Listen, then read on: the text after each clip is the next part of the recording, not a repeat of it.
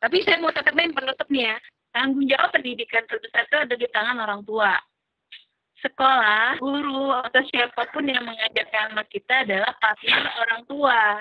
Jadi orang tua yang mencari partner-partner supaya bisa mendelegasikan tugasnya ketika dia mungkin sedang bekerja atau apa.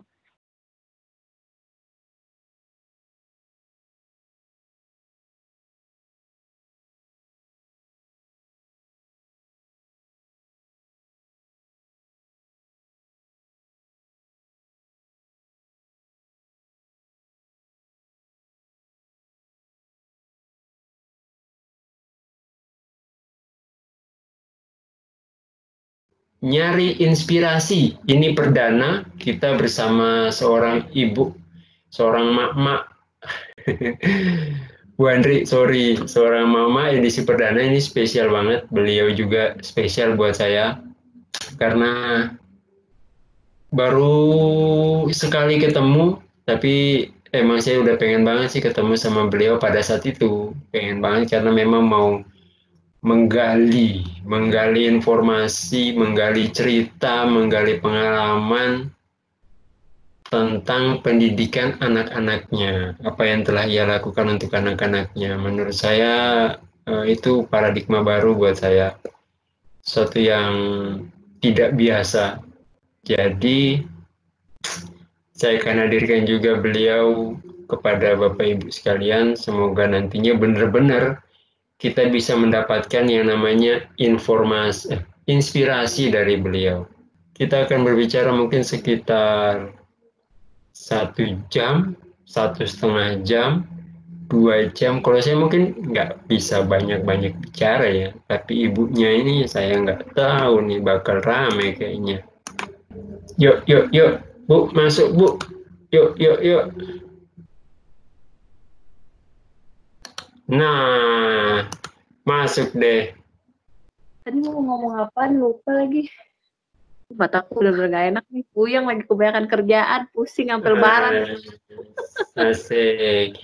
Jadi Bapak Ibu, ada videonya. Masa sih? Ini 2 loh aku pakai. Gak ada. Di sini ada dua-duanya, tiga-tiganya muncul kok ini. Ujian meeting that is being recorded. Ini mah udah mulai dimulai. Ya udah mau nanya apaan, Pak? Udah ya. Jadi Bapak Ibu kita perkenalkan dulu nih Bu Siti Andriani. Ini emak-emak tapi keren banget. Iya Bu ya. Ibu ini kayaknya perlu memperkenalkan diri soalnya saya sendiri belum tahu banyak tentang Ibu nih. Terus ngapa? Yang pastinya Bapak Ibu kita pengen. Jadi saya ini kebayang di masa-masa kayak sekarang pandemi ini ternyata setelah saya perhatikan Facebooknya Bu Andri ini malah anaknya itu yang tidak sekolah dalam tanda kutip, jadi homeschooling anaknya itu lebih lebih apa ya lebih bukan karena pandemi ini sih sebenarnya, cuman ketika dibandingin dengan anak-anak sekolah lainnya yang bersekolah seperti biasanya, justru mereka tetap belajar seperti biasanya, tetap mandiri, tetap inilah mungkin agak berbeda dengan anak-anak lain yang kesulitan dengan tugas-tugasnya mungkin, atau malah yang sama sekali tidak kesulitan karena sudah tidak peduli dengan sekolahnya. Tapi anaknya Bu Andri ini malah lebih keren dibandingkan yang lainnya. Keren menurut saya sih ya. Nanti kita cerita-cerita lah dengan Bu Andri. Yang saya pengen tanya di awal nih Bu Andri, kenapa nggak disekolahin tuh Bu? Awalnya. Ya. Sebenarnya anak saya yang pertama itu dulu waktu kelas 1 itu sekolah. Tapi sebenarnya memang dari sebelum dia masuk TK, TK-nya saya TK umur langsung 5 mau 6 ya. Jadi mau 6 tahun itu baru TK langsung TKB. Memang sudah cari-cari yang pas sebenarnya untuk pendidikan anak tuh apa sih sebenarnya. Jadi saya sama temen itu memang udah ngobrol-ngobrol. Jadi nggak sendiri nih Bu ya? Jadi nggak sendiri ya waktu nyari-nyari itu? Kenal homeschooling, awalnya belum kenal homeschooling, tapi sangat menyadari kalau pendidikan hari ini itu tidak selalu bisa mengakomodir tiap anak. Jadi kita waktu itu aku sama Khairina ya, namanya Rina. Jadi aku sama Rina itu dulu sering-sering ngobrol, terus kita mengatakan gini, sebenarnya apa sih yang membuat orang nanti itu bisa berharga atau jadi manusia yang bermanfaat bagi orang lain? Yang pertama itu dia harus punya cita-cita, katanya gitu. Jadi dari kecil itu harus sudah ditumbuhkan adanya cita-cita, dan dia harus punya, untuk dia bisa punya cita-cita, kita harus bisa memberikan gambaran hari ini itu orang berprofesi apa saja. Terus kita tuh udah punya niatan, kita mau bawa anak kita setiap minggu ketemu dengan orang-orang yang ahli di bidang sesuatu lah, misalnya arsitek, kita mau bawa ke arsitek, terus misalnya ahli lingkungan, kita mau ajak ke ahli lingkungan. Emang mereka mau terima ibu? Ahli musik kita mau. Kenapa? Lagi ya. Kecil. Enggak, maksudnya pas mau diajak ke mereka itu emang nantinya mereka mau ketemu gitu? Mau aja pasti, kan kita punya teman-teman, jadi memang memanfaatkan jaringan. Oh, iya. Dari yang terdekat dulu aja. Nah, terus tiba-tiba jadi belum terpikir untuk homeschooling kan. Tiba-tiba saya waktu itu ikut di salah satu SD swasta, ketemu sama salah satu pelaku homeschooling. Nah, terus saya mulai tertarik kan, kayaknya ini sesuai nih sama yang saya mau. Maksudnya selama ini saya melihat belajar di sekolah itu memang belajar secara pengetahuan, tapi tidak terlalu banyak anak memahami sebenarnya fungsi dari mereka belajar itu apa. Karena kita pengennya anak-anak itu belajar itu berdasarkan pengalaman gitu. Nah, dari jadi, situ kalau di sekolah kurang pengalaman gitu ya Bu ya? Saya ngelihatnya sih, kan karena saya setiap hari kan pekerjaannya memang ketemu sama anak-anak sekolah setiap hari itu di rumah saya itu 6 hari dalam seminggu itu memang selalu ada anak-anak belajar di sini. Jadi saya memang udah sering ngobrol sama mereka, terus gimana belajar sekolah. Jadi ya memang mendapat gambaran bahwa nggak bisa kita serahkan sepenuhnya pengajaran ini ke sekolah. Jadi memang ada yang harus kita isi kalau nanti anak kita sekolah. Jadi saya harus mengisi dengan nilai-nilai yang sebenarnya saya ingin anak-anak itu belajar. Itu tadi bahwa anak-anak itu harus melihat banyak profesi, terus sebenarnya kebermanfaatan orang itu terhadap lingkungan sekitarnya itu seperti apa, terus supaya dia bisa menemukan cita-citanya. Jadi ketika belum kenal homeschooling, kita saya sama Rina tuh udah punya rencana untuk membuat program setiap minggu anak kita itu ketemu bareng. Oh ya, jadi mungkin ini Bu ya, kayak mau mengeksplor gitu ya, kira-kira pekerjaan-pekerjaan apa saja, jadi nanti ketika dia mau memilih sudah banyak pilihannya kan ya, daripada profesi yang kita kadang kan taunya cuma dokter, arsitek atau apa. Nah, ada misalnya orang yang suka sejarah atau pustakawan atau apa, itu juga sesuatu yang kadang luput dari bahwa oh ini tuh bisa jadi sebuah profesi ya gitu. Ya intinya sih nanti kita udah rencana dari jaringan itu, kita rencana kunjungin siapa aja lah yang kita utarakan niat kita, terus dia mau untuk ngobrol-ngobrol sama anak kita, ya itu bagus banget. Udah pikirannya udah kayak gitu. Sampai akhirnya kita bikin blog Sekolah Ide dulu, Sekolah Ide. Jadi kita masukin kegiatan kita di situ. Nah, ketika ketemu dengan komunitas homeschooling, masuklah kita ke grup homeschooling. Ke grup homeschooling, isinya semua keluarga homeschooling dari berbagai daerah di Indonesia. Dan mereka itu ternyata adalah peserta dari webinarnya Rumah Inspirasi. Nah, tapi saya sama teman saya sama sekali juga belum pernah ikut Rumah Inspirasi. Nah, jadi kita cuma ikut di situ. Nah, dari situ tuh ternyata banyak ide. Jadi, ada ternyata tuh kegiatan-kegiatan kayak gini. Terus bagaimana belajar sesuatu itu kita menangkap makna dari pengalaman. Jadi pas banyak banget kegiatan di situ, kita tuh nyadarin gini loh, ya ampun, saya teman saya tuh sampai setiap hari, ya ampun, kita sebagai ibu ini kurang banget ya belajar. Jadi kita tuh bodoh banget. Pokoknya kita tuh ngerasa udah punya cita kayak gitu aja, ternyata kita tuh bodoh banget. Jadi banyak hal yang kita tuh ternyata nggak tahu tentang anak. Pokoknya banyak hal yang kita tuh, jadi saya tuh waktu itu setiap malam tuh kayak merenung gitu tuh, sama suami saya merenung, ini gimana ya, itu anak saya masih TK tuh, sekolah apa enggak. Tapi karena masih belum paham homeschooling itu bagaimana, kita mengkhawatirkan nanti haknya dia untuk mendapatkan ijazah, haknya dia untuk bergaul, haknya dia untuk punya teman-teman yang banyak di sekolah, itu kita mikirin itu tuh gimana gitu. Jadi gak kebayang sama sekali. Jadi pada saat itu ya udah kita tuh banyak banget belajar dan nyaris setiap hari itu ngomong itu bener-bener nyari bagaimana caranya mendidik anak gitu, bener-bener nyari. Saya tuh sama teman saya berdua. Terus setiap aktivitas ada apa ikut, ada apa ikut, ada apa ikut. Jadi banyak banget aktivitas ditawarkan, aktivitas belajar, kita tuh selalu ikut karena memang sebenarnya masih meraba ini apa ya. Terus sampai akhirnya teman saya, dia anaknya lebih rendah 1 tahun, jadi saya masuk duluan kelas 1 SD, saya masuk SD negeri karena yang terdekat dari sekolah. Kemudian anak saya juga nggak ada masalah, dia bisa ngikutin dengan baik. Terus kelas 2, pas anak saya kelas 2, anaknya si Rina itu jadi baru mau masuk kelas 1 kan. Kelas 1, ya. Kita survei sekolah, terus kita tanya anak-anak yang di suatu sekolah itu, terus bagaimana pengajarannya. Pokoknya kita nanya-nanya di sekolah-sekolah itu, terus mutusin yang terbaik sekolah itu. Emang anak-anak jawabnya gimana itu, Bu? Emang sudah jawab serius-serius gitu, Bu? Kayak misalnya gini, ini sekolahnya apa? Kurikulumnya apa? Oh, kurikulumnya 2, pakai Kurtila sama Cambridge. Oke, Cambridge-nya apa? Tanya gitu kan. Terus juga mengedepankan hafal Quran gitu kan. Jadi diharapkan udah sampai 6 juz. Oke, kita cari anak yang kelas 5, tanya-tanya. Jadi siswa sekolahnya itu yang kita tanya-tanya. Jadi kita datengin sekolahnya, terus tanya-nanya. Kita sempat datengin beberapa sekolah yang terdekat sama rumahnya Rina, terus akhirnya oh ternyata nggak selalu apa ya, jadi kita ambil beberapa anak sampel, nggak, kayaknya cuma jargon aja gitu, ini hafiz Quran, terus ya ternyata nggak juga gitu ya, Bu ya.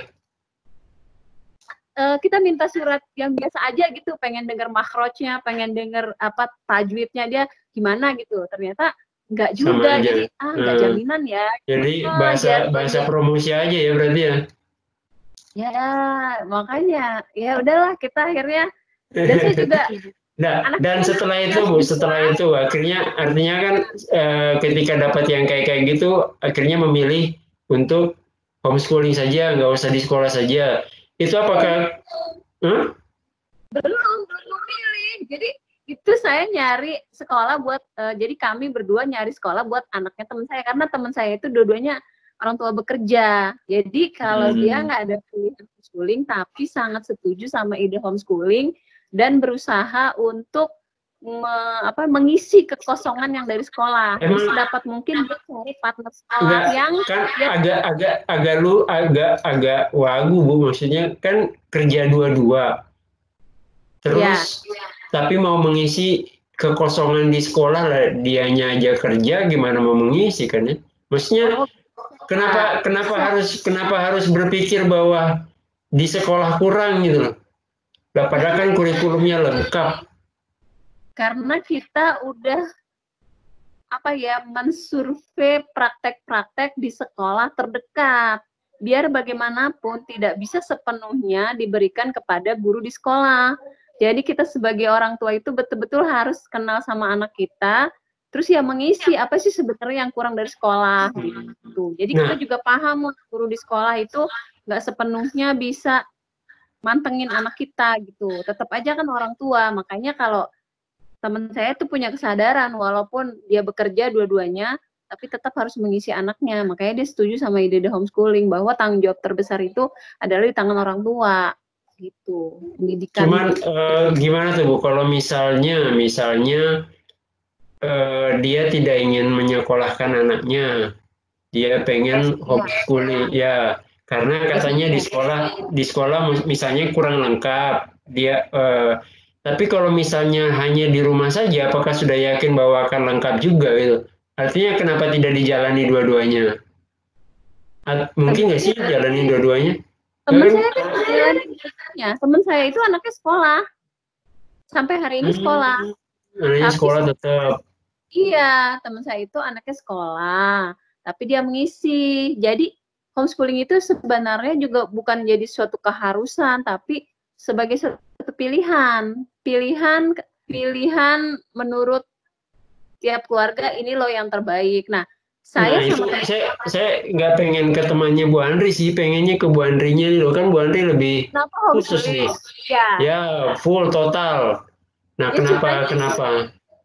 ya ceritanya itu setelah saya sama teman saya, kemudian anak saya kelas 2 SD masih sekolah, kemudian pas kelas 3 saya berusaha gimana caranya anak saya tetap terdaftar sekolah, tapi sebenarnya dia nggak sekolah.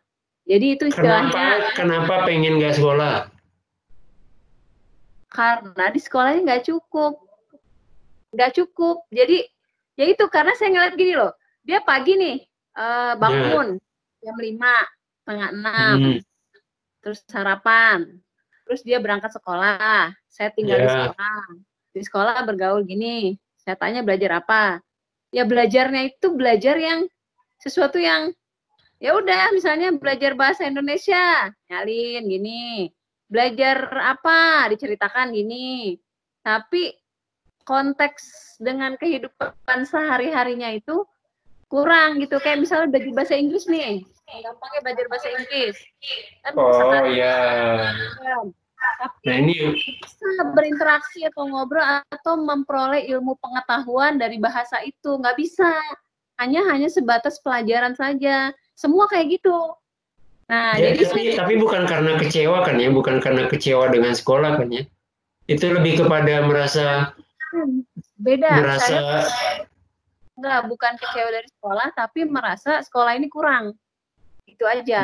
Terus kalaupun misalnya kita berusaha mencari sekolah yang sesuai, mungkin harganya itu akan sangat tinggi dan lokasinya jauh dari rumah kita, sesuatu yang nggak bisa dijangkau, lebih baik kita lakukan sendiri, seperti gitu.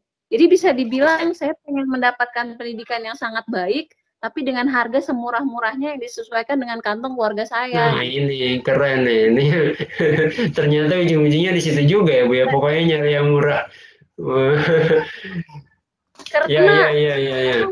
yang bagus itu memang mahal, tapi nggak selalu yang mahal itu kan juga bagus kan. Bagus ya, pernah dengar tuh kata Bu Andri yang kemarin tuh cerita datang ke sekolah apa yang mahal dan ternyata sama aja sama sekolah biasa juga siswa-siswanya. Ya nggak sama, tapi nggak Jadi bentar kalau jargonnya. ngomong kayak begini kira-kira di ini nggak sih, dibully nggak sih, enggak ya? Ya nggak tahu, nanti diedit aja. Iya, kita apa adanya. Jangan, yang di awal diedit gitu loh. Nggak, intinya sih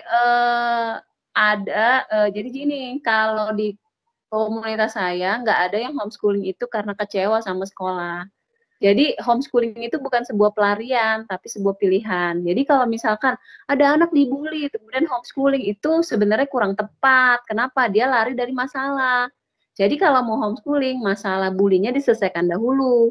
Setelah masalah bullynya selesai, dia silakan mau sekolah lagi atau mau memilih homeschooling.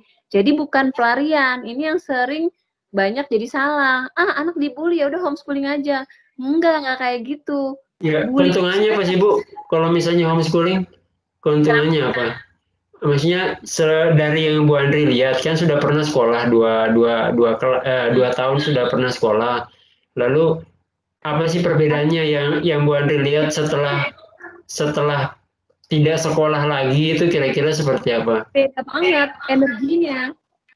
Anak saya itu energinya beda, energi pulang sekolah.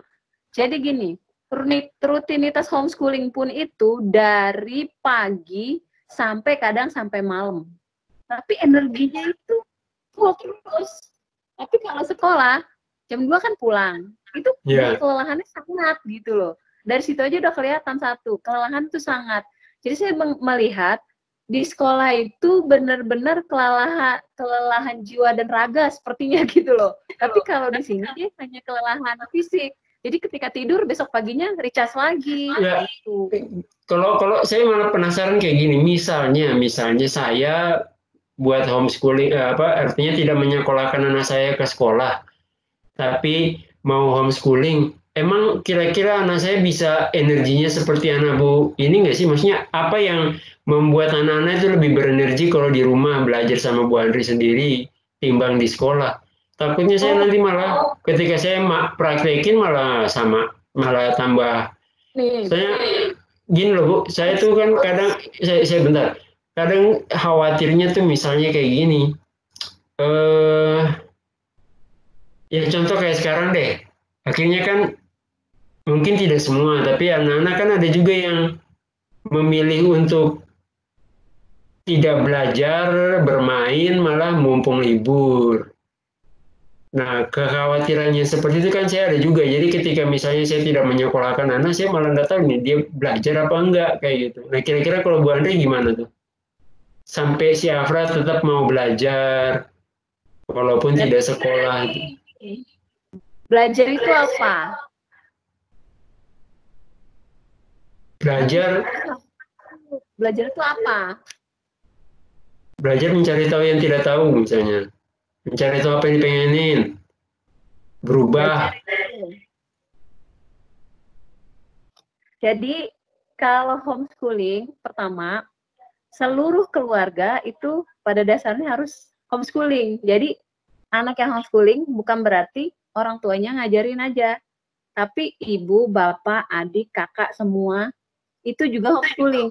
Karena kalau di homeschooling itu dalam komunitas, kita semua itu keluarga, dan pada saat kita bertemu itu banyak banget hal-hal yang kita diskusikan, hal-hal yang menjadi concern kita terhadap anak-anak. Terus kita juga bisa berkeluh kesah, terus kita juga bisa minta teman untuk gimana ya anak saya bisa melihat seperti itu.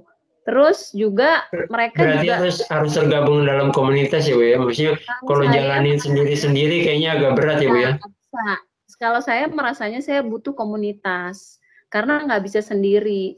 Jadi saya nggak tahu kalau yang karena homeschooling ini modelnya itu banyak banget tergantung kebutuhan tiap keluarga. Kalau saya modelnya saya harus punya komunitas karena di komunitas itu juga tempat anak saya itu berkembang. Jadi jangan dikira di komunitas itu nggak ada permasalahan-permasalahan yang muncul.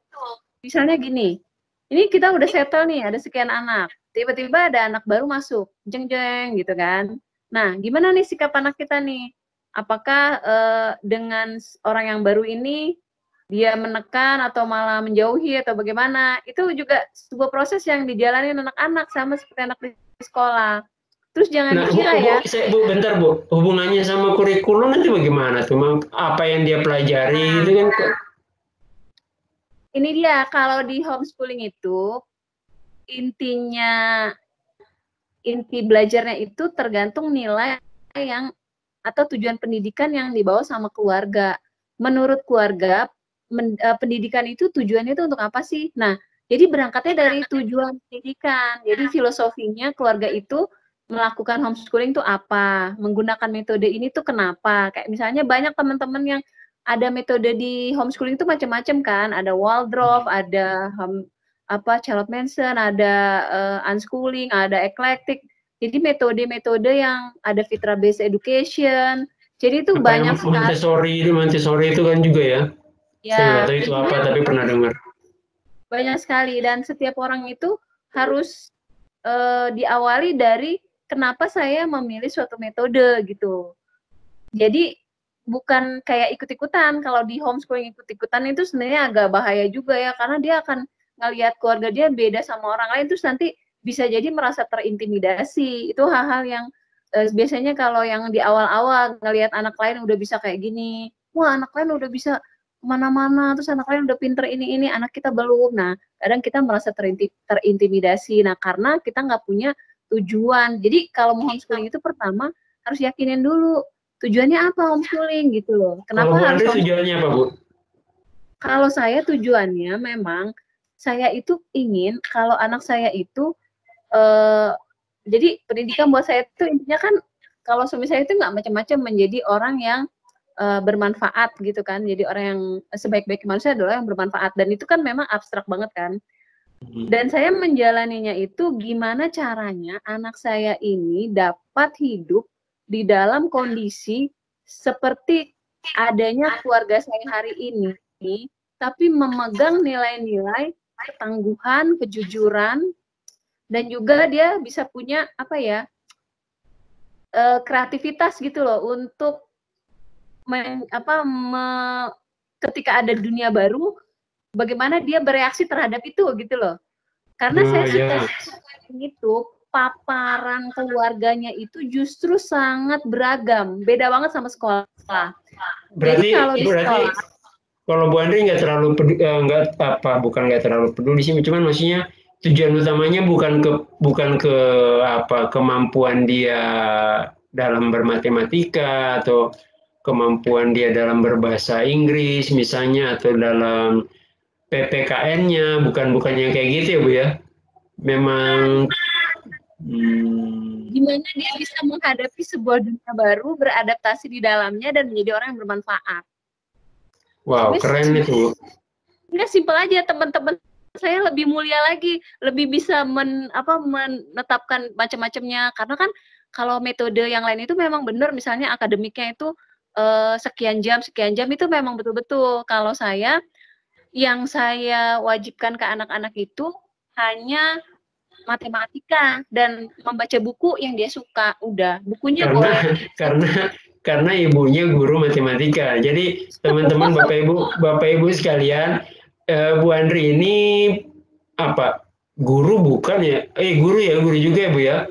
Tapi bukan guru di sekolah. Jadi Bu punya lembaga pendidikan matematika lah semacam itu. Namanya apa Bu? Kamewa ya? Coba dikenalin dulu Bu, Kamewa itu alamatnya apa gitu, maksudnya kalau pada mau browsing kemana? Nggak ada browsing. Sebenarnya Kamewa itu diawali gini, dulu itu saya diminta sama tetangga saya untuk mengajarkan matematika. Jadi waktu itu tuh ada 5, kemudian 5 orang, kemudian bertambah jadi 6 orang. Nah, terus bertambah lagi jadi ada 2 orang anak. Seiring perjalanan dalam 1 tahun itu ada anak yang melejit, jadi benar-benar berubah gitu, dari yang nggak bisa apa-apa jadi bisa banget. Mulai dari situ orang datang terus, tuh kok banyak gitu kan. Jadi akhirnya saya yang tadinya di rumah tetangga saya akhirnya pindah ke rumah saya karena orangnya udah makin banyak. Dan saya kan waktu itu masih bekerja juga. Jadi di sela-sela libur itu seminggu 2 kali saya buka kelas. Nah, tapi ternyata ini nggak bisa dihentikan. Itu jalan terus. Nggak bisa dihentikan karena ternyata lebih banyak yang datang. Artinya mereka lebih melihat, apa benar nggak sih? Maksudnya mereka lebih melihat kemudahan bermatematika dengan Bu Andri gitu kan ya? Dan sebenarnya berat juga sih jadi siswa saya kan. Cuma mereka itu pokoknya selalu jadi siswa saya syaratnya jujur. Karena kan memang saya membiarkan mereka untuk mengoreksi sendiri, terus bisa memperbaiki kesalahannya sendiri sambil dibimbing gitu. Terus jujur, kedua tuh ya harus konsisten, karena kalau nggak konsisten untuk yang basic itu harus konsisten, karena kan kayak misalnya penjumlahan 8 tambah 7 dia udah nggak boleh mikir lagi, 7 tambah 7 udah nggak boleh mikir lagi, tapi memang nggak bisa dipukul rata untuk setiap anak. Jadi saya tuh benar-benar ngasih mereka itu secara semuanya itu personal. Jadi mereka bisa jadi Bapak Ibu yang Bu Andri ini salah satu pengajar, salah satu fasilitator, terus konten kreator juga ya Bu ya? Yang di Gernas Sasaka, Gerakan Nasional Pemberantasan Buta Matematika. Saya bantu-bantu aja sebenarnya. Yo, enggak lah. Kalau kata Bu Putih, bukan bantu-bantu saja. Yang jelas,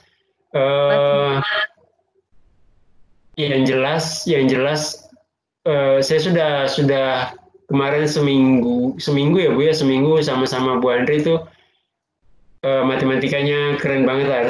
Artinya benar-benar bukan melihat matematika itu sebagai suatu struktur kayak di sekolahan buku yang begini enggak, tapi benar-benar yang dilihat, ini ada polanya, kalau mempelajari yang begini ini ada polanya, jadi yang harus dilihat tuh ininya.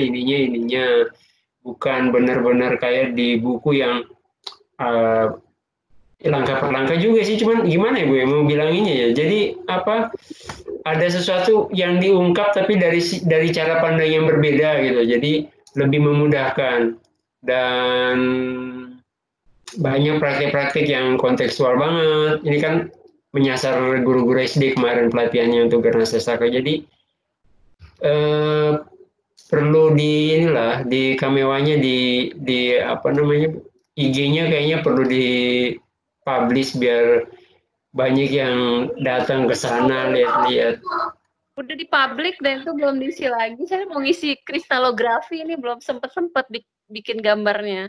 Oh ya, nanti ini aja apa Facebooknya Bu Andre biar dilihat nanti aktivitasnya Bu Andre. Oke. IG-nya aja @matematika istimewa. Nah, matematika istimewa nanti ntar tak catat kayaknya, tak catat nggak sih di bawah sini, di bawah sini. Ya kayak gitu. Nah lanjut Bu, yang tadi Bu masalah homeschooling Bu. Itu yang tadi maksudnya sudah ditahu tujuannya. Tujuannya itu maunya seperti kayak gitu. Lalu pelaksananya itu bagaimana biar bisa dapat energi yang full kayak gitu tuh gimana? 1 tahun pertama saya itu ke berbagai komunitas mencari yang kayaknya fit gitu loh buat kita, pas buat keluarga kita. Kita muter-muter tuh banyak.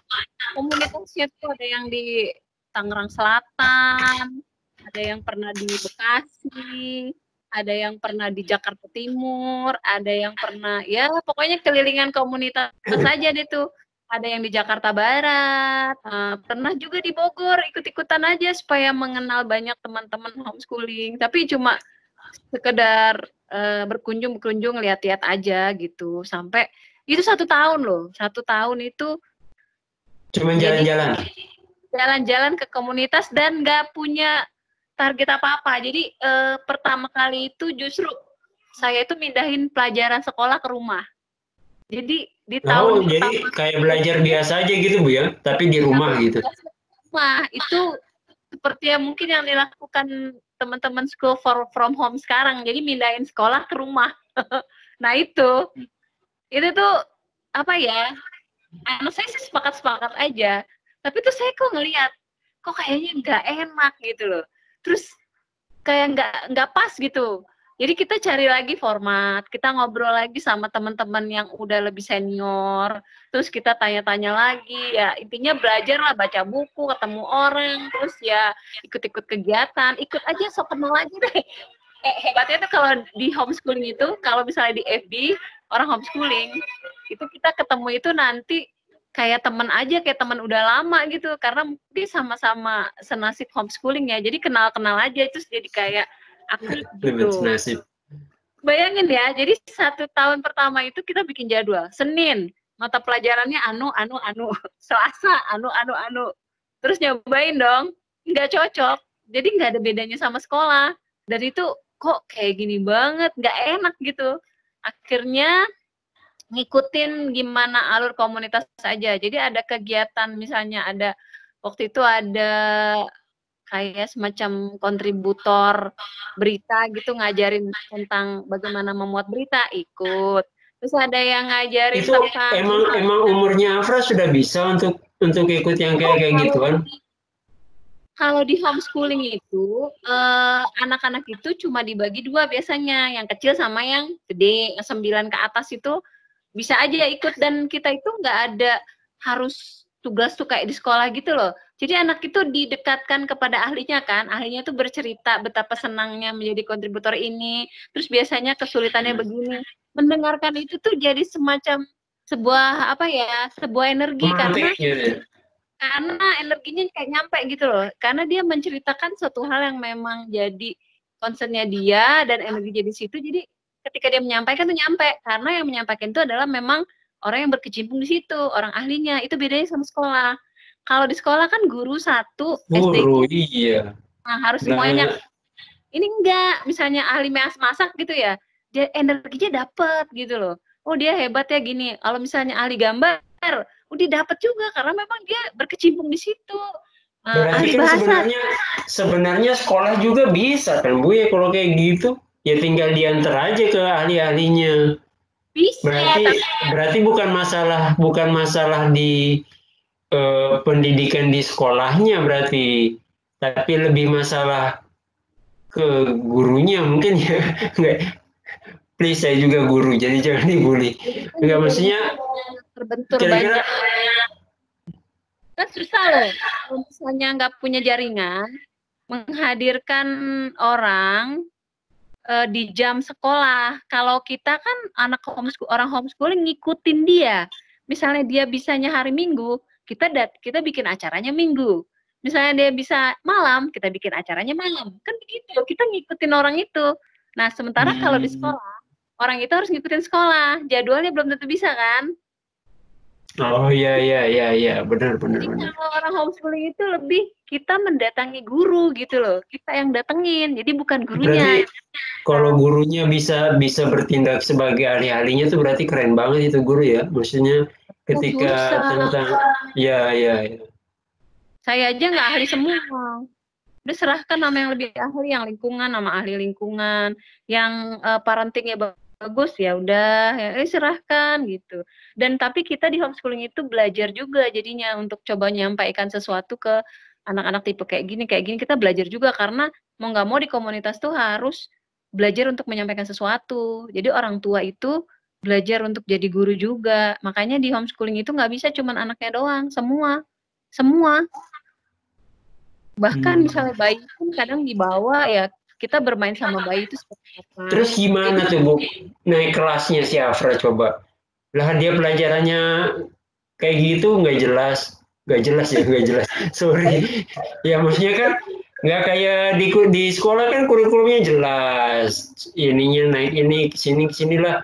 Kalau kayak Afra gimana mau kita bilang jadwalnya atau materinya jelas lah, nggak nentu gitu. Saya kan punya kurikulum kan di kurikulum kan bisa di-download tuh Kurtilas. Ya. Tinggal nyocokin aja, dia udah beraktivitas apa, terus saya lihat lirik-lirik, oh kurikulum maunya ini, ya udah saya coba arahin tanya-tanya ke arah situ. Jadi ketika ujian nih kayak di PKBM nih dia udah santai banget karena sebenarnya teori yang dia baca itu sudah udah dipraktekkan, paling yang belum praktek itu yang dia benar tahu. Tapi kan kadang soal-soal yang ada di ujian itu kan bukan tentang apa yang dipraktekin, Bu, tapi mungkin kayak definisi, kayak apa teori-teori yang belum tentu dia tahu karena kan nggak dihafalin sama dia, tapi dipraktekin mungkin iya, dia tahu iya, dijalanin iya, manfaatnya mungkin dia tahu iya, tapi kalau ke teorinya bisa jadi dia nggak tahu tuh. Ajaibnya gini, saya nih, bunga itu kan pajangka 6 ya, bunga ya, kelopak, terus ada benang sari putih gitu ya. Iya. Si Akna 8 tahun SD itu malah ngerti. Ini kan lagi jalan ini benang sari, yang ini putih gitu. Dia bisa tahu. Kenapa? Karena waktu di homeschooling itu dia berkegiatan kelompok, mencari bunga, menentukan bagian-bagian bunga. Terus dari situ tuh banyak banget, bukan hanya bunga, tapi ternyata anak saya itu misalnya punya kriteria lain. Jadi ketika ngambil pinset mencari putik bunga itu kan sampai ke dalam mahkotanya. Kemudian udah susah payah, ternyata itu jatuh. Tapi jatuh itu ternyata dia dengan santainya itu nggak merasa kesulitan, dia mencoba mencari lagi. Nah, jadi teman saya waktu itu sebagai fasilitator ngelihat bahwa Akna ini punya sifat terus ketika ada teman yang nggak dapat bunga, katanya kamu belum dapat bunga ya udah kamu pakai barengan aja bunganya sama aku. Hal-hal kayak gitu tuh jadi bisa kelihatan.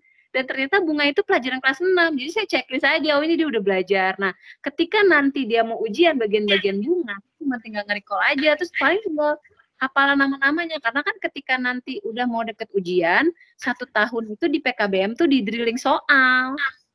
Jadi udah nggak ada masalah, belajarnya setahun doang. Sisanya pengalaman belajar. 5 tahun pengalaman belajar. Jadi lebih kesananya ya, untuk masalah ujian ya nanti di drilling. Tapi untuk Iya. pengalamannya dapat dari awal sampai akhir sebelum setahun itu. Jadi kelas 6 doang belajarnya, Bu ya? Bisa tapi kan sebenarnya proses belajarnya itu sudah terjadi semenjak dia di awal, dari pertanyaan-pertanyaan dia, dari diskusi dia, dari pengalaman-pengalaman belajarnya lah, bersikap dan segala macam. Itu kan biasanya PKN atau ketika dia ada kegiatan terus dia ngeblok gitu, nulis. Kan Afra kan ada blognya juga tuh, dia nulis. Nah, itu kan pelajaran bahasa Indonesianya dipakai untuk menulis dan menyampaikan informasi. Jadi benar-benar seperti itu, bukan hanya bahasa Indonesia belajar subjek predikat ini, tapi dia ternyata membuat kalimat bikin aja nggak bisa. Nah, ini Afra udah nulis, menceritakan kegiatannya, atau terus ngomong ya, mencoba ngomong, menceritakan bahwa dia membuat ini, kendalanya ini, itu kan udah bahasa Indonesia. Nah, tinggal digali aja, apa sih maksudnya? Yang saya penasaranin kayak gini, Bu. Emang hasil belajar waktu kemarin Afra di sekolah sama yang sekarang, bukan misalnya, tapi maksudnya ya agak susah sih ya, karena ketika dia sudah tidak sekolah tuh kan memang sudah tingkatan yang berbeda, misalnya sudah kelas 3 gitu kan ya, tapi waktu dia sekolah itu kelas 1, 2. Jadi agak susah mau ngebandingin antara waktu dia sekolah dan enggak. Cuman kan pastilah kita bisa ngelihat gitu apa yang membedakan. Maksudku jangan-jangan memang Afra itu sudah entah dia sekolah atau dia di rumah, entah dia homeschooling ataupun dia di drilling saja di sekolah misalnya, itu emang dia mampu gitu. Jadi ya sama aja tuh apapun hasilnya. Jangan-jangan seperti itu, apa memang, kalau menurut Ibu gimana? Maksudnya Ibu yang ngeliatin dia perkembangannya, apakah memang ada pengaruhnya homeschooling itu, atau ya entah homeschooling atau enggak, dia akan begitu juga, pintar-pintar juga gitu? Enggak, beda. Yang satu yang saya takjub itu, yaitu pengalaman-pengalaman yang kita jalanin sehari-hari itu ternyata tuh diikat sama dia, yang saya tuh nggak tahu. Tapi emang saya udah dikasih warning dari kecil, guru TK-nya bilang gini, si Afra ini tipe yang kalau dia melihat sesuatu, dia belajar, dia itu nggak akan langsung mengeluarkan hasil belajarnya pada saat itu. Tapi entah beberapa waktu dia bisa beropini tentang hal tersebut, dan kita sampai bingung, dia bisa tahu dari mana. Jadi dia itu adalah pengamat. Jadi kayak kelihatan cuek, tapi sebenarnya ini aja, jadi dia itu tahu temanku siapa aja. Ini kayak Pak Yandri kemarin yang nggak jadi ya, kita nggak jadi ngetin situ. Dia tanya loh, kok nggak jadi Bu? Dia tuh ngamatin. Terus Ibu mau ngobrolin apa? Dia tuh tanya loh, terus temanku siapa aja? Terus ngapain aja aku sama teman-temanku? Dia tuh pengamat banget kayak gitu. Terus bisa ngebaca loh, pasti ntar Ibu gini-gini. Dia bisa ngebaca kayak gitu. Nah, jadi jeleknya kalau dia salah itu nggak langsung ketahuan, karena dia mikir sendiri dulu. Nanti keluarnya kapan? Nah, pas keluar itu baru kita tahu dia tuh salah atau enggak. Dia modelnya kayak gitu. Nah, Jadi belum dijawab pertanyaan saya, Bu. Maksudnya beda. membedakan. Maksudnya Afra itu belajar dari lingkungannya, itu dia kayak mengamati dan dia nyerap pola gitu loh. Beda kalau di sekolah. Karena gini, satu, bahasa Inggris. Saya itu takjub banget sama dia. Karena saya itu nggak bisa bahasa Inggris. Saya nggak bisa bahasa Inggris, dan saya nggak ngajarin bahasa Inggris ke Afra. Saya nggak ngajarin bahasa Inggris. Jadi, kalau dulu bahasa Inggris di sekolah itu hanya misalnya fruit, buah-buahan, misalnya apple, apa gitu kan, watermelon, apa, dia nama-nama buah gitu kan. Ujiannya kan modelnya kayak gitu kan. Terus dia selalu dapat bagus kan memang, tapi memang kayak gitu doang. Nah, ketika dia homeschooling, saya minta nyobain, kan ada ketemu teman homeschooling nawarin untuk public speaking kan. Terus saya bilang, ih, Afra itu sama sekali nggak bisa bahasa Inggris. Masa public speaking berbahasa Inggris? Bener-bener nggak bisa dong. Nggak apa-apa, itu tuh nggak bisa juga nggak apa-apa, pokoknya datang aja. Saya udah takut loh kalau dia tuh bakalan jadi minoritas karena dia satu-satunya nggak bisa. Dia tuh nggak bisa sama sekali. Beneran loh, dia nggak bisa loh. Ngomong nggak bisa, apa nggak bisa. Di hari pertama dia hadir, nah saya ngeliat di situ dia belajar. Ketika dia public speaking turun, dia maju ke depan. Tiba-tiba dia mau maju ke depan, terus cuma ngenalin diri, hello, my name is Afra, gitu kan. Terus I am 9 years old. Habis itu dia 1 menit di depan, dia diem. Dia nggak ngomong apa-apa, karena dia tahu cuma itu doang. Terus dia duduk, Tapi besoknya setelah selesai acara itu orang yang nginiin public speakingnya itu apa sih namanya, aku lupa, si Mike itu yang bertanggung jawab di situ. Mike itu dia orang Kanada, besar di Singapura, dia cinta Indonesia banget dan dia nggak bisa bahasa Indonesia. Dan Afra duduk setengah jam itu ngobrol sama ngedengerin Mike ngomong tanpa, aku nggak ngerti dia ngerti nggak yang Mike ngomongin, kan dia nggak bisa dengar. Tapi kemudian di pertemuan kedua dia bilang gini, Bu, aku mau speech di pertemuan kedua. Hah? Speech? Gimana cara speech ya? Rawong dia nggak bisa bahasa Inggris. Aku kan, aduh gimana, takutnya dipermalukan. Nah, aku mulai berpikir, apa yang bisa dia ngomong tanpa banyak ngomong, orang cuma ngelihat. Terus dia mikir, ya Bu, aku mau ngomong origami aja. Bener. Jadi dia ngomongin origami itu, dia bawa model origaminya dia banyak. Jadi ngomong bahasa Inggrisnya itu sedikit. Tapi dia, this is one of the model of origami misalnya.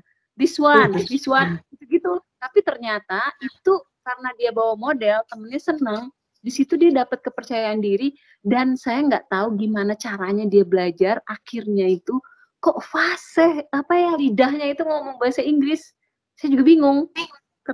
Nah, itu sesuatu yang menurut saya itu nggak bakal bisa didapat di sekolah karena temannya dia yang sekolah hari ini nggak ada yang bisa ngomong kayak dia. Kan saya tahu teman-temannya. Ya. Kalau nggak kursus. Berarti saya Bu, bentar, mungkin berarti begini ya, apa ya? Mungkin memang untuk Afra belajarnya memang lebih cocok yang seperti itu dari pengalaman. Kira-kira bagaimana kalau menurut Bu Andri, apakah itu juga cocok untuk anak-anak lain gitu? Atau ada juga yang memang cocok belajar dengan yang teratur seperti struktur materi di sekolahan gitu, semua mapel dikasih, apalagi untuk anak SD, begitu banyak mata pelajaran. Enggak ya? Kalau SD gimana sih? Saya juga bingung. Saya ngajarin SMA. Ya, maksudnya kan apa istilahnya tematik atau apa kayak gitu. Nah, tetap muatannya lebih banyak kan ya dibanding kalau untuk misalnya Afra mungkin kan nggak kayak apa, artinya yang dipelajari secara pengetahuannya itu kan mungkin tidak banyak, ya matematika doang mungkin palingan. Tapi pengalamannya itu yang dia dapat lebih banyak dan lebih kontekstual karena dia ngalamin sendiri, namanya pengalaman. Tapi yang dia pelajari, yang konsep atau pengetahuannya, knowledge-nya itu kan dia lebih sedikit dibandingkan teman-temannya yang di sekolah, karena di sekolah kan banyak banget. Ya, jadi kalau bicara knowledge kan, ya itu tadi kan, aku memang bukan tujuanku anakku tahu semua knowledge, tapi gimana caranya dia punya pengetahuan dan dia bisa manfaatin pengetahuan itu yang lebih penting. Jadi bukan knowledge sebanyak-banyaknya gitu, anakku tahu semua hal, banyak hal gitu, tapi anakku tahu dan dia bisa menggunakan pengetahuannya itu yang lebih penting. Kalau buat nilai keluarga kita tuh ya kayak gitu aja, nggak perlu tahu banyak. Ya bagus tahu banyak, tapi apa yang kita tahu bisa kita manfaatkan, itu jauh lebih baik gitu. Oh, keren itu Bu. Iya, sebenarnya kan semua orang juga maunya seperti itu kan. Karena kalau kita bicara nggak semua kali, mungkin ada yang maunya lain juga. Ya mungkin ya. Tapi intinya saya tegasin lagi sih, intinya sih homeschooling itu belum tentu tepat untuk seluruh keluarga. Jadi tergantung keluarganya mau dibawa kemana, karena pertarungan setiap orang dalam keluarga itu beda. Saya senangnya di homeschooling itu emang ngeliat yang beda-beda gitu. Jadi saya juga mengajarkan anak saya banyak hal yang sangat berbeda dari keluarga-keluarga homeschooling yang lain, sangat-sangat berbeda, dan bukan keluarga kita banget, tapi kita bisa bergaul gitu, tapi kita bisa memahami gitu. Dan itu yang menurut saya itu jadi penting. Jadi dia mengenal berbagai tipe keluarga dan bagaimana setiap keluarga tuh mendidik anaknya. Jadi kayak misalkan ada keluarga yang misalnya tidak mengizinkan nonton TV, ada keluarga yang tidak mengizinkan, kalau kayak saya misalnya Afra tuh baru sekarang aja pakai gadget, dulu enggak.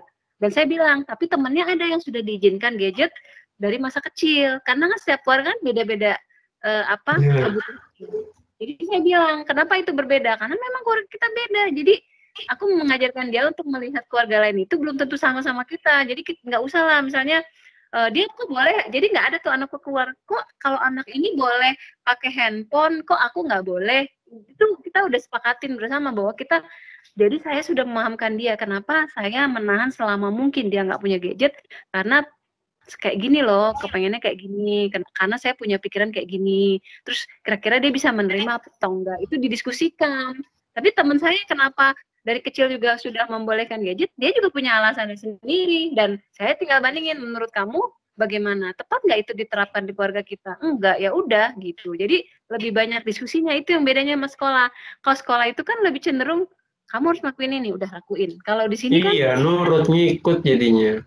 kalau di sini kamu lakuin, orang enggak, orang belum tutin, kan beda sama kita. Terus kita kayak gini, misalnya kamu nggak boleh pergi, tapi kok orang lain boleh pergi, kamu nggak boleh pergi karena ibu berpikir kamu begini, begini, begini. Terus kalau misalkan dia berpikir, bener nggak alasan ibu gitu kan? Dia ngomong, bener sih, ya udah. Terus banyak permasalahan, sebenarnya banyak banget masalah, masalah. Belajar. Di ini deh, di sekarang kan masa pandemik nih. Yang ibu lihat kan di rumah ibu kan banyak juga anak-anak lain yang belajar kan ya. Udah yang belajar matematika. Jadi maksudnya gimana tuh? Ngebandingin mereka dengan si Afra itu kira-kira gimana? Ya ampun, ini pandemik, anak-anakku nih pada baru kelar tugas aja. Belum Bu, ntar Bu, belum kelar tugas sekolah Bu. Nanti Bu, saya kemarin baru kelar tugas sekolah jam 7 malam Bu. Yang gede-gede, saya banyak banget tugas Bu. Aduh, kayak gitu ya saya juga. Nah, anak saya sih ya begitu. Begitu aja, bosan nggak bosan, tapi ya ngadepinnya santai aja. Bedanya kan biasanya berkegiatan bareng teman-teman di luar, sekarang cuma bisa lewat Zoom. Di rumah. Gitu. Gitu. Tapi dia seneng banget, malah yang kecil lucu deh. Untung aku nggak sekolah. Wah, kalau sekolah tugasnya banyak katanya gitu yang kecil. Jadi isunya berarti ini ya, kalau yang sekarang ini di masa pandemik banyak tugas ya? Iya, isunya banyak tugas. Isunya banyak tugas, kasihan banget berarti. Lucu deh. Untung aku nggak sekolah. Ya udah, ntar kalau udah nggak ini kok sekolah ya, anakku yang kecil tuh heran tuh nggak mau sekolah. Emang bener ya Bu ya, kalau homeschooling jadinya anak, atau mungkin karena anak ibu aja ya. Apakah memang semua anak-anak homeschooling tuh lebih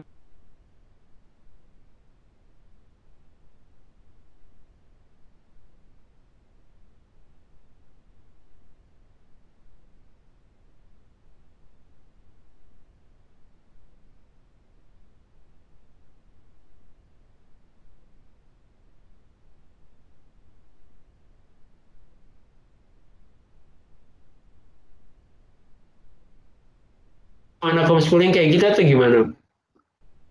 Tujuannya orang-orang homeschooling kalau di komunitas saya sih rata-rata seperti itu, karena gimana supaya anak jadi pembelajar mandiri, gimana supaya anak itu belajar itu munculnya dari dalam, bukan dari luar. Jadi unsurnya intrinsik lah istilahnya, bukan ekstrinsik.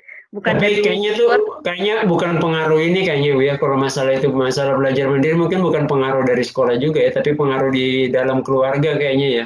Dalam keluarga, kan ada juga teman-teman saya misalnya yang mereka belajar, maksudnya waktu masih dulu waktu masih sekolah itu mereka belajar tidak pernah disuruh juga sama orang tuanya, tapi nilainya juga bagus dan mereka juga mau belajar. Kayaknya itu lebih kepada orang tuanya ya berarti ya, bukan karena.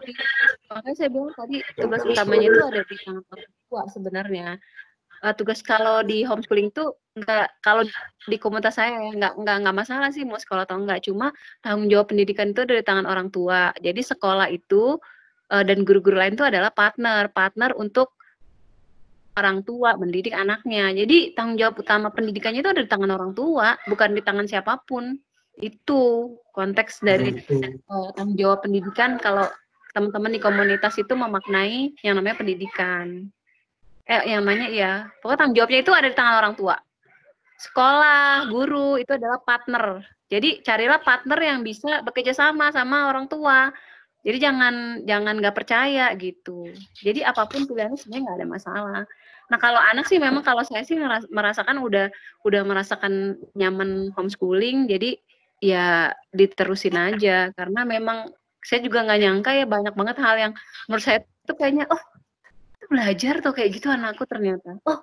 Itu kayak banyak ohnya gitu. Sesuatu yang nggak pernah terpikir bahwa dia itu bisa belajar itu. Gitu. Jadi ya gitu. Coba saya pergi aja. Saya pergi nih. Saya pergi kemana-mana kan. Ya anak saya baik-baik aja bapaknya. Nggak ada masalah. Dia paham apa pekerjaan saya. Jadi nggak. Waduh. Bu, makanya gempa. Sebentar.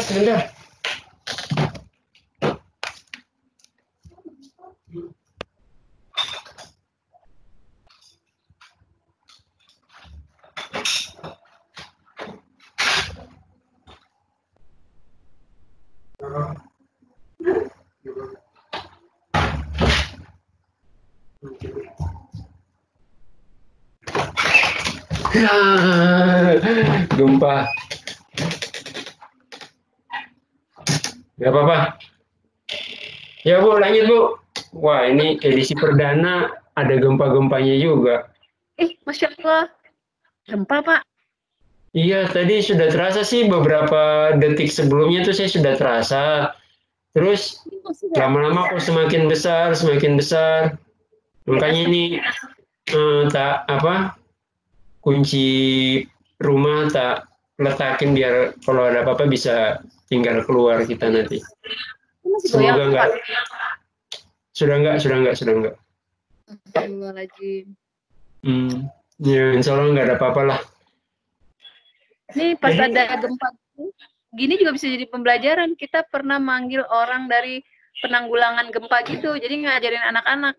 Kita ngambil orang. Belajar kimia di Minecraft Education Edition. Tuh kan, tiba-tiba belajar kimia di Minecraft Education Edition. Emaknya udah dari mana itu? Main di Minecraft aja tuh keren.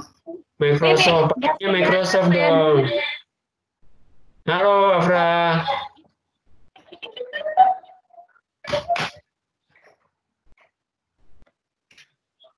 Dan itu tuh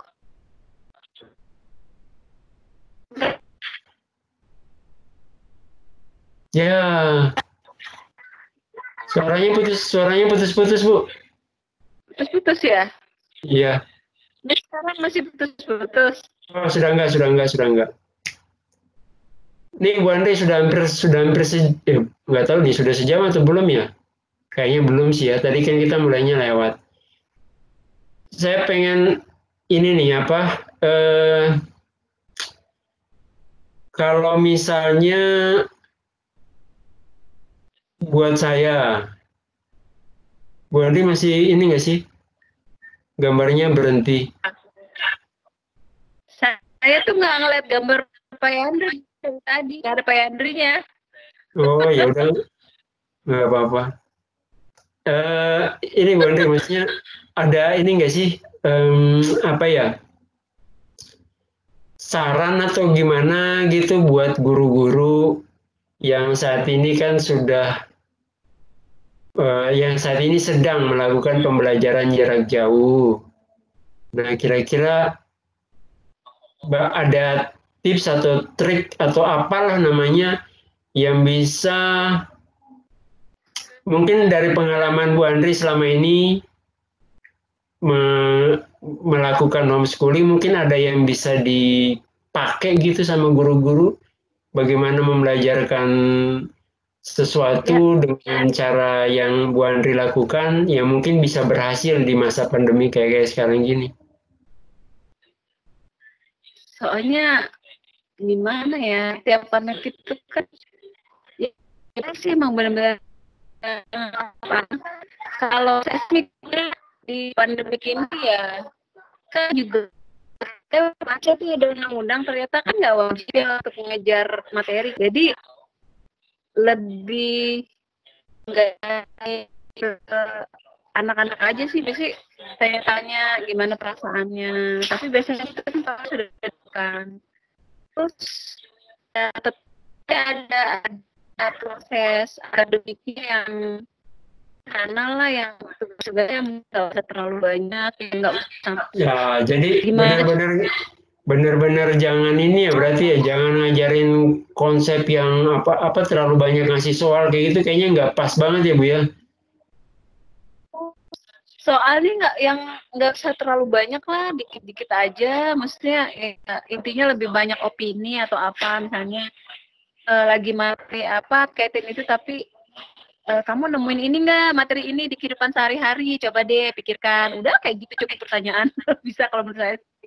Iya, benar. Jadi kamu kasus tentang perubahan nggak di rumah, coba ceritakan. Nah, itu tidak udah. Terus apa misalnya aku kemarin main magnet ini terus kita sih apa yang anak pegang itu jadi pembelajaran. Kayak tadi anakku soalnya pegang magnet, coba ini kok ada yang narik begini, ada yang begini. Berarti orang tuanya harus paham dulu ya. Itu berarti orang tuanya harus paham dulu ya Bu ya, atau gimana? Biasanya kalau misalnya ada yang ditanyakan dan Bu Andri nggak paham, terus gimana tuh Bu biasanya? Bawa komunitas, nanti minta yang ahli nerangin. Oh gitu. Bawa ke komunitas. Jadi kalau misalnya kita nggak ngerti, ibu juga nggak tahu tuh, ntar dia tanya sama ini gitu. Wah nggak tahu tuh. Nah, jadi nggak pernah nanya langsung ke Om Google gitu, Mbak Google gitu, pernah juga nggak sih? Nah iya, jadi kita jalur mencari ilmu pengetahuan itu kan ada banyak. Ada yang kita cari-cari di buku, ada yang kita cari-cari di Google. Kalau kita tertarik lebih jauh lagi, kita cari ahlinya, biasanya kita undang, terus untuk bicara sama anak-anak, gitu. Iya. Ya, kayak misalnya kapan itu pengen tahu listrik gitu, PLTA, ya gitu datangnya ke PLTA. Nggak dari anak sekolah. Jadi itu nggak bisa langsung. Ada namanya proses schooling.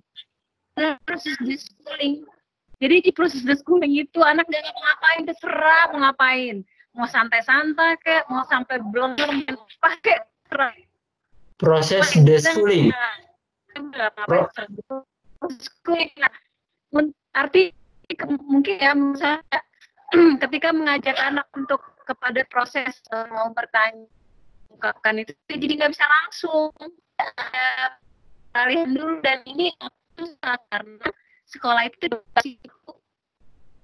Waduh Bu, suaranya putus-putus ya Bu. Ya sayang sekali. Iya, ini kayaknya pengaruh gempa tadi mungkin ya, apa ya? Dari sisi sininya sih. Di saya sih enggak sih. Iya.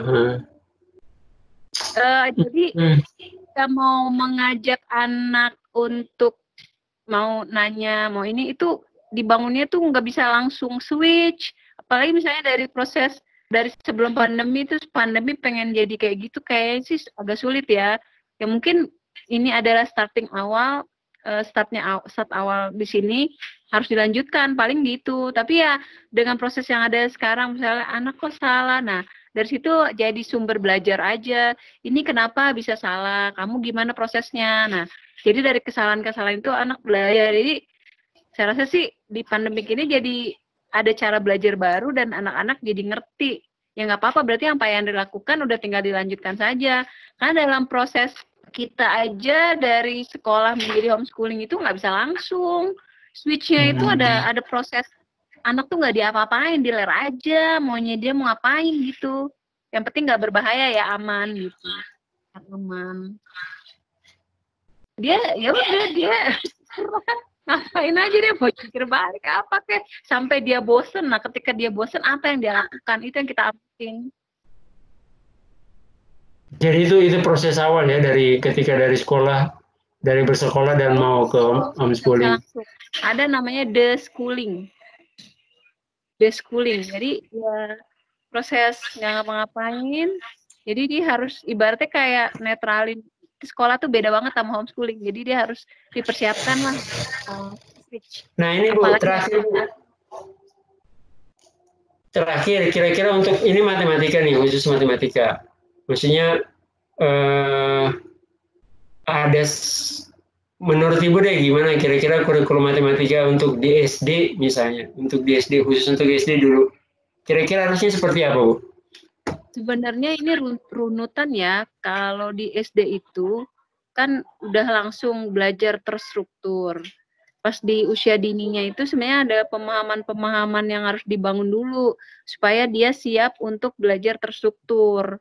Tapi kan sekarang itu ibaratnya kayak TK itu arahnya itu kayak udah terstruktur juga kan, ngajarin tambah-tambahan langsung yang ke simbol, pengurangan yang langsung ke simbol, berhitung yang langsung ke simbol. Nah, sebenarnya ada proses-proses di usia dini yang harus dipenuhi sampai dia bisa nanti siap di usia SD kelas 1 untuk belajar terstruktur. Nah, jadi susah juga ya sih, karena matematika itu kan sifatnya dia proses banget. Ilmunya tuh dibangun sebelum, jadi kalau mau 2 harus ngelewatin 1 gitu kan, ada prasyarat lah istilahnya. Nah, itu yang karena sebenarnya dia mulai balik lagi ke proses di orang tua di awal dalam keluarga itu, bagaimana menyiapkan anak itu untuk bermatematika nanti secara terstruktur. Karena kalian kalau udah terstruktur itu kan dia harus ada latihan gitu kan, harus berlatih, harus ada permasalahan. Nah, untuk menyiapkan dia harus bisa menjadi tangguh ketika latihan itu kan ada proses di awalnya itu. Nah, itu yang itu dia yang nanti akan menjadi proyek bersama saya dan Bu Andri. Gimana Bu, jadi kan ya? Jadi kan ya? Jadi. Insya Allah jadi. Jadi kita masih punya niat-niat, ya bisa dibilang niat baik lah ya Bu ya. Ini memang niatnya baik buat pendidikan. Halo Afra. Afra kok lebih, Afra nih kayaknya lebih banyak bapaknya ya, soalnya dia cantik. Kok cantik kok bapak, cantik Pak Ibu. Iya, tapi kalau ngikut ibunya kayaknya nggak cantik-cantik gitu, ibunya kayak gitu. Ini karena ngikut. Coba tanya. Nggak tahu, coba tuh ditanya. Pak Yandri kasih pertanyaan tuh. Pertanyaan apa ya? Saya juga bingung nanti. Ntar ngasih pertanyaan malah dibilang, alah pertanyaan kayak gitu doang. Itu mah biasa. Lebih hebat dari Afra. Afra tuh mah belum apa-apa, banyak banget yang lebih hebat. Jadi canggih-canggih. Makanya itu saya tadi bilang, di homeschooling itu jangan terintimidasi, terinspirasi aja. Kayak judul project ini ya, nyari inspirasi. Tapi saya mau tekenin penutupnya, tanggung jawab pendidikan terbesar itu ada di tangan orang tua. Sekolah, guru, atau siapapun yang mengajarkan anak kita adalah partner orang tua. Jadi orang tua yang mencari partner-partner supaya bisa mendelegasikan tugasnya ketika dia mungkin sedang bekerja atau apa. Intinya itu partner. Jadi namanya partner ya harus saling percaya, harus saling mendukung. Jadi pilihlah sekolah yang bisa jadi partner, pilihlah guru-guru yang bisa jadi partner. Terus homeschooling atau tidak itu, homeschooling itu pilihan, ini bukan pelarian. Dan homeschooling itu belum tentu baik bagi semua keluarga. Jadi harus mengerti betul keluarga itu mau membangun nilai-nilai yang seperti apa. Itu yang paling penting. Jadi jangan menganggap sekolah terbaik atau homeschooling terbaik karena setiap keluarga itu beda-beda. Dan ragam di homeschooling itu banyak banget. Tidak ibaratnya ini cuma saya doang, teman saya cuma teman saya doang. Karena setiap keluarga ngejalin homeschooling itu benar-benar beda-beda. Itu tadi ada yang benar-benar hebat banget di usia belasan tahun, 11, 12 sudah punya proyek internasional, udah di usia 15 udah punya karya sosial, itu udah banyak banget. Jadi ya belum apa-apa, saya hanya sekedar menikmati saja proses belajarnya dia, menikmati akna prosesnya seperti ini. Dan jangan dibayangkan karena dia belajar matematika terus sama saya, bakal jago banget gini-gini. Karena saya belajarnya sesuai kondisi anaknya juga, enggak saya mentang-mentang saya matematik saya jebolin semua nih harus begini harus begitu, enggak gitu. Jadi disesuaikan juga sama anaknya, sama aja sama anak-anak yang belajar yang lain. Ya oke, Bapak Ibu yang lainnya dan Bu Andri, terima kasih. Dan tadi baru dapat SMS saya dari Kominfo katanya 7,3 skala Richter. Wow. Semoga mohon doanya Bapak Ibu. Ya, barusan masuk ini SMS-nya.